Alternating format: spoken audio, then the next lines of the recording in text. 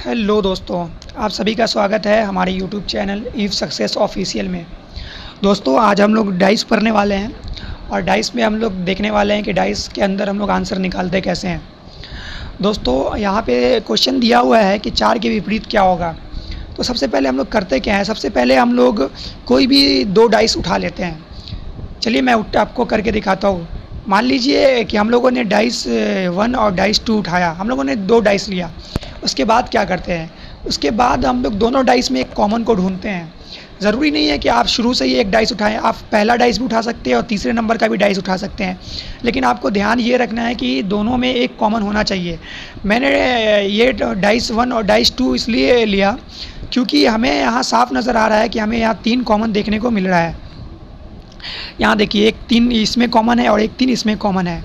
तो अब हम लोग करते क्या है, हम लोग कुछ नहीं करते हैं, बस कॉमन को पकड़कर और हम लोग क्लॉकवाइज चलने लगते हैं।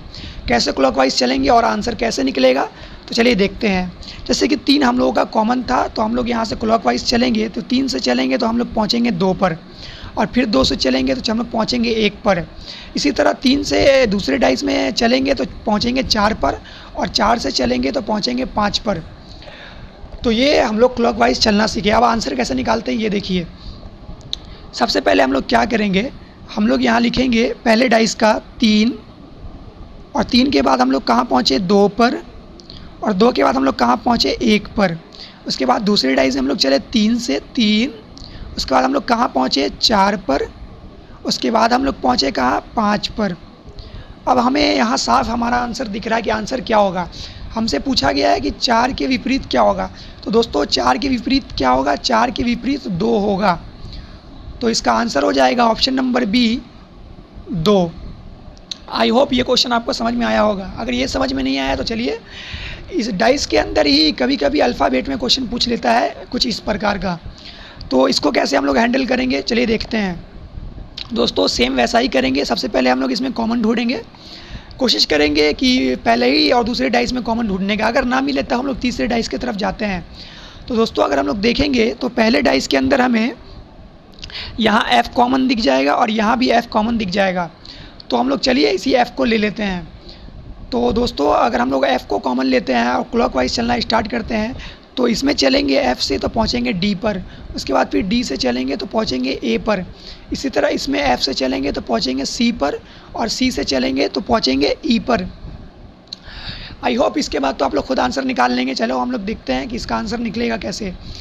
तो दोस्तों, हम लोग क्या करते हैं, यहाँ पे हम लोग सबसे पहले लेते हैं F, क्योंकि हम लोगों ने F कॉमन लिया था। तो हम लोगों ने यहाँ F लिया।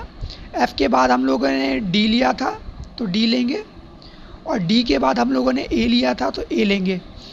दूसरे डाइस के अंदर हम लोगों ने F लिया, और F के बाद हम लोगों ने लिया C, और हम लोगों ने उस C के बाद लिया E। और हमारा क्वेश्चन क्या है दोस्तों, हमारा क्वेश्चन है कि C के विपरीत क्या होगा। तो हमें यहाँ दिख सकता है कि C के विपरीत हम लोगों को क्या दिख रहा है, D दिख रहा है। तो इसका आंसर क्या होगा, इसका आंसर होगा ऑप्शन नंबर B, और इसमें दिया हुआ है D। मैं ग्रीन पेन से दिखाता हूँ, ऑप्शन नंबर B, और आंसर हो जाएगा D। तो आई होप आप लोगों को डाइस निकालना आ गया होगा। इसका एक और टाइप आता है जिसे खुला हुआ पासा कहते हैं। तो मैं नेक्स्ट वीडियो में उसको समझा दूँगा, और मैं वादा करता हूँ कि आप लोगों को एक वीडियो के अंदर ही वो खुला पासा अच्छे से समझ में आ जाएगा। और आप लोगों का जो इतने दिनों से जो पासा का जो टेंशन था, जो एग्ज़ाम में लोग सॉल्व नहीं कर पाते हैं, उन्हें डर लगता है, वो टेंशन और वो डर आप लोगों के अंदर से निकल गया होगा। दोस्तों, अगर ये वीडियो आपको पसंद आया तो लाइक करें और शेयर करें।